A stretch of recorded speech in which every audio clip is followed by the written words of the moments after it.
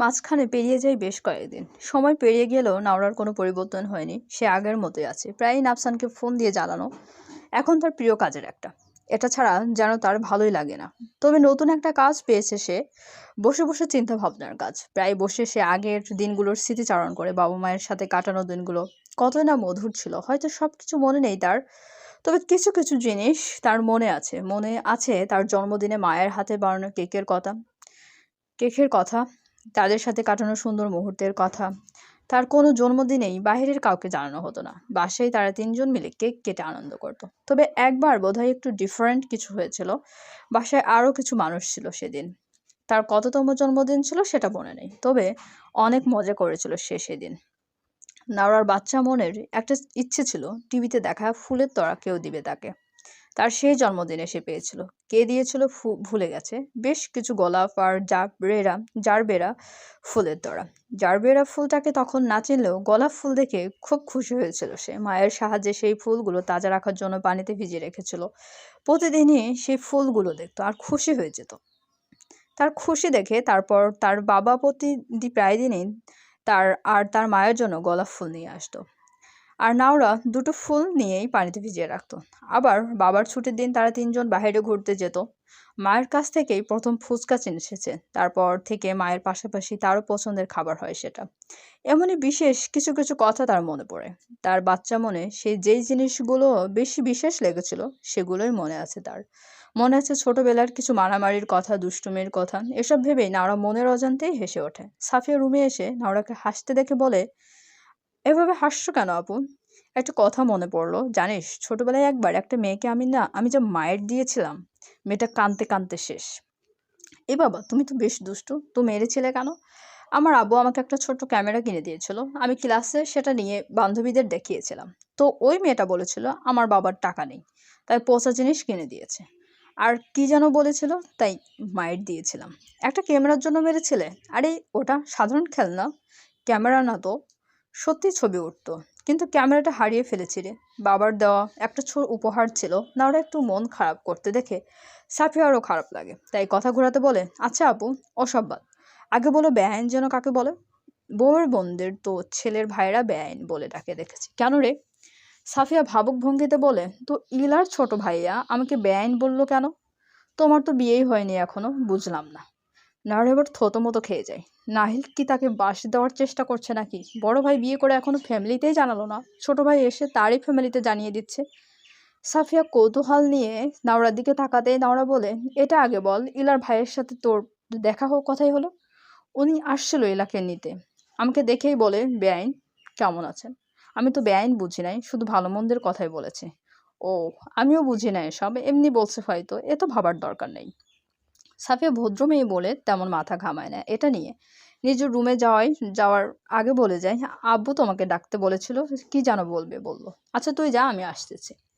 সাফিয়া চলে যেতে নাওরা কিছুক্ষণ একাকী বসে থাকে। মাঝে মাঝে এভাবে একাকী বসে থাকতেও ভাল লাগে। রাজিয়া বেগমরা চলে যাওয়ার পর থেকে নাওরা স্বস্তি পেয়েছে।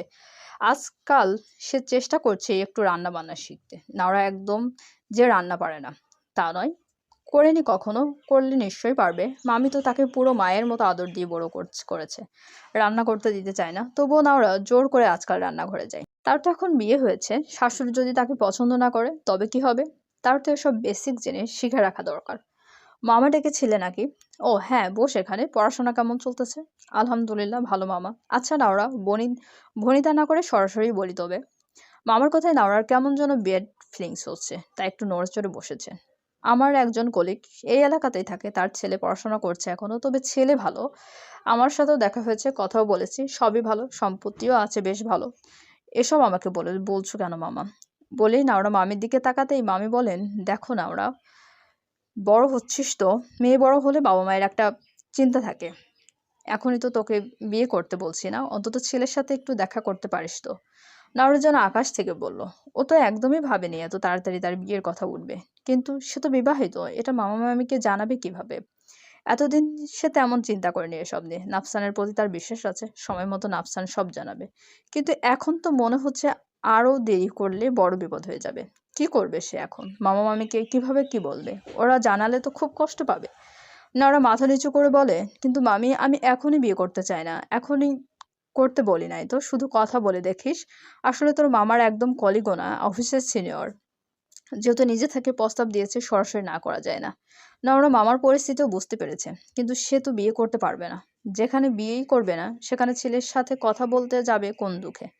আচ্ছা, নাবছান জানলে কি করবে? কোনো স্বামীই তো নিশ্চয়ই বউয়ের আবার বিয়ের কথা মানতে পারবে না।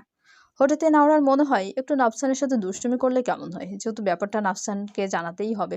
একটু দুষ্টুমি তো করাই যায়। রুমে এসেই নাওরা দরজা আটকে নাফসানকে ফোন দেয়। বেশ কিছুক্ষণ পর নাফসান ফোন রিসিভ করতেই নাওরা বলে, হুম হুম এভাবেই থাকুন, আমি আরেকটা বিয়ে করে নিচ্ছি। আপনাকে আর ফোন দিয়ে এভাবে ডিস্টার্ব করব না। এসব বলার জন্য ফোন দিয়েছো? বা আমার কথাও এখন আপনার পছন্দ হচ্ছে না? তাহলে এখনো বিয়ে নিয়ে আটকে রেখেছেন কেন? ছেড়ে দিন না আমায়। তোমাকে আটকে রাখলাম কোথায়? ছেড়েই তো দিয়েছি। তাই তো টিচার হাজবেন্ড থাকা সত্ত্বেও অন্য ছেলের থেকে পড়া বুঝতে যাও, নোট নিতে যাও। নাফসানের কথায় নাওরা থমকে যায়। মনে পড়ে গতকালও নাফসানের সাথে তার দেখা হয়েছিল। সে এড়িয়ে যেতে চাইলেও সিয়ামই দৌড়ে এসে তাকে নোট দিয়েছিল। নাফসান কি কোনোভাবে জেনেছে সেটা? আসলে ওই সিয়াম ভাইয়া, দরকার নেই বলার। আগে যখন বলার প্রয়োজন বোধ করনি, আর বলতেও হবে না। ওয়েট, আপনি কি জেলাস হয়েছেন? একদমই না। আমি আবার জেলাস হতে যাব কেন? আমার বিয়ে করা একমাত্র বউ যেখানে ইচ্ছে যার সাথে ইচ্ছে ঘুরুক, আমার তাতে কি? নাফসানের কথা শুনে নওরা জোরে হেসে দেয়। বা, নাফসানও তবে জেলাস হয়? ইস, একসময় নাফসানের সামনে এই সময় নাফসানের সামনে থাকতে পারলে ভালো হতো। দেখতে পারতো জেলাস নাফসানকে দেখতে কেমন লাগে। মামা আমার বিয়ে ঠিক করেছে। নাওরার কথায় নাফসান অবাক হয়ে যায়। কি বললে? কার বিয়ে? আমার বিয়ে। আচ্ছা, একটা কালার চুজ করুন তো বিয়ের কার্ডের জন্য। প্রথম কার্ডটা আপনাকে দিব আমি। মজা করছো আমার সাথে? উফ, একদম সিরিয়াস আমি। আপনার সাথে সংসার করার কোনো ইচ্ছে নেই। বিয়ে করে এখনো পরিবারকে জানাতেই পারলেন না। আমার জীবন নিয়ে ছিনিমিনি খেলছেন আপনি। হয় কিছু করুন, নয়তো ছাড়ুন। আমার আর এসব ভালো লাগছে না। ছেলেটাকে জানি না, তাড়াতাড়ি জেনে আমাকে জানাবে। পারবো না, নিজে জেনে নিবেন। যে কয়দিন আপনার বউ আছে, সকল দায়িত্ব আপনার। নাফসান দাঁতে দাঁত চেপে বলে, হুম, যত অভিনয় করার করে নাও। যখন নিজের কাছে নিয়ে আসবো, তখন সব কিছুর উসুল তুলবো আমি। নাওরার মেজাজও এবার খারাপ হয়ে যায়। সে কিছুটা উচ্চ স্বরে বলে, রাখুন আপনার কথা। আপনার মাথায় যে কি চলছে বুঝি না। কাহিনী করে বিয়ে করেছেন, ভালো কথা, মেনে নিয়েছি। এখন পরিবারকে জানাচ্ছেন না কেন? আমাকে কি পুতুল পেয়েছেন? যেভাবে ইচ্ছে ঘোরাচ্ছেন শুধু। আমার জায়গায় অন্য কোনো মেয়ে থাকলে এসব সহ্য করতো না। শুধু আমি বলেই এতটা কাহিনী করতে পারছেন আপনি। কিছু করছেন না কেন? এমনিতে নিজের মুখে জানিয়ে মামা-বাবাকে কষ্ট দিতে চাচ্ছি না আমি। আমাকে এত বিপদে ফেলে রাখছেন কেন? নাফসান চুপচাপ সব শুনে যায়, কোনো উত্তর দেয় না। নাফসানের এই চুপ থাকা নাওরার মাথায় আগুন ধরিয়ে দেয়। তাই সে রেগে ফোন কেটে দেয়। আর কথা বলবে না সে। কে পেয়েছে তাকে? নাওরা নিজের সাথে নিজে বলে। মানছি, আমিও মজা করেছি এতদিন। লুকিয়ে বিয়ে করে একটা অন্যরকম ফিল হচ্ছিল, কারণ যার সাথে বিয়ে হয়েছে তাকে ভালোবেসে ফেলেছি। হ্যাঁ, নাওরা এখন নাফসানকে ভালোবাসে। সে ভালোবাসে, একটা সুখের সংসার করতে চায় এখন। তবে কেন যেন নাফসান আজকাল রহস্যময় লাগে তার কাছে। কে চাচ্ছে লোকটা?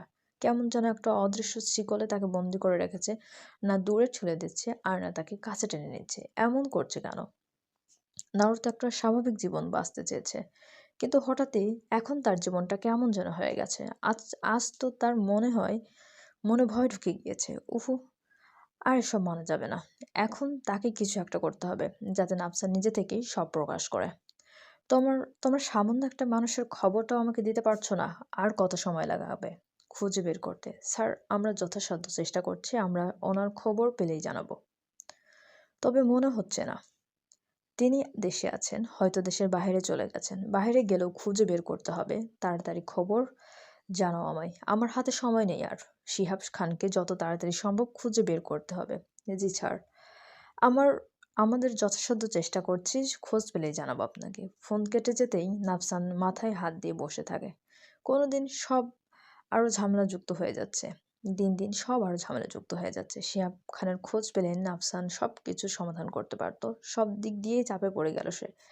এখন এই প্ল্যানে কাজ না করলে জোর করে হলেও নাওরাকে নিজের কাছে নিয়ে আসতে হবে। তার আগে অন্য কোনোভাবে নাওরা সব জানতে পারলে বিপদ হয়ে যাবে। যেভাবেই হোক নাওরাকে আগে নিজের কাছে আনতে হবে। সে নিজেই সব জানাবে নাওরাকে। নাওরা বুঝবে নিশ্চয়ই। কষ্ট পেলে নিজে নাওরা সব কষ্ট লাঘব করবে। এটা ছাড়া নাওরাকে আর কোনো কষ্ট দিতে সে দিবে না। যথাসাধ্য চেষ্টা করবে নাওরাকে সুখী জীবন দেওয়ার।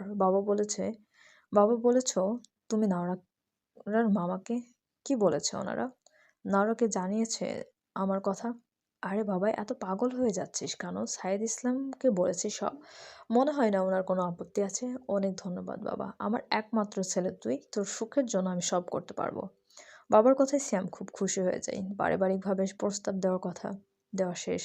এখন সে সরাসরি নাওরার সাথে কথা বলবে। বলবে সে নাওরাকে কতটা ভালোবেসে ফেলেছে। নাওরা নিশ্চয়ই তার মামার কথা ফেলতে পারবে না। নাওরার বিষয়ে সকল খবরই নিয়েছে সে। যারা এতদিন ধরে তাকে পেলে বড় করলো, তাদের জন্য হলেও সে বিয়েতে রাজি হবে। সিয়ামের মনে পড়ে সেদিন সে নাফসানের সাথে নাওরাকে কতটা খুশি দেখেছিল। সে তো গিয়েছিল নাওরার সাথে দেখা করতে, তখনই নাফসানের সাথে নাওরাকে দেখে অবাক হয়ে যায়। না, তাদের দেখে কোনোভাবে টিচার স্টুডেন্ট মনে হয়নি। ওহো, তাদের মধ্যে কোনো সম্পর্ক হওয়ার আগেই সিয়াম নাওরাকে বিয়ে করে নেবে।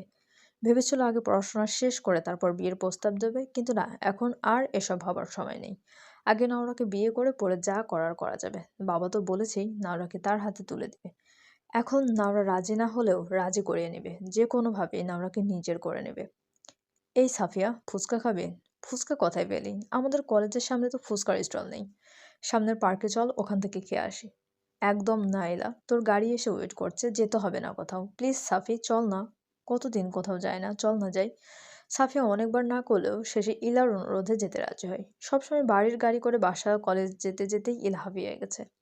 বাসায় ৩টা ভাই থাকা সত্ত্বেও তাকে কোথাও ঘুরতে নিয়ে যায় না।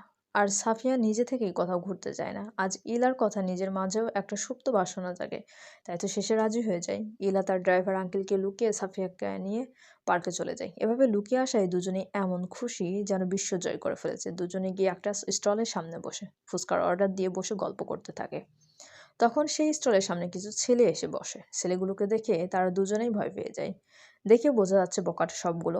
এখানে কলেজ ড্রেসে তাদের পার্কে আসতে দেখে উল্টোপাল্টা কথা বলা শুরু করেছে। কি গো সুন্দরীরা, একা এসেছো নাকি সাথে কেউ আছে? ভয়ে তারা কোনো উত্তর দিতে পারল না। এমনিতে নিরিবিলি জায়গা পেয়ে তারা একসাথে বসেছে। আর ছেলেগুলো তাদের একা পেয়ে দিনে দুপুরে এসে ইফটিজিং করা শুরু করে দিয়েছে। ইলা ছেলেদের কিছু বলতে নিলেও সাফিয়ার জন্য বলতে পারে না। নিজেও একটু একটু ভয় পাচ্ছে। একে তো তারা দুজন একাই এসেছে, তার উপর বাড়ির কেউ জানে না। সাফিয়া তো মনে মনে ভাবছে কোনোভাবে এখান থেকে আজ চলে যেতে পারলে আর জীবনেও পার্কে একা আসবে না। আর ইলা ভাবছে তার ভাইয়ারা এসব জানতে পারলে তার খবর করে ছাড়বে।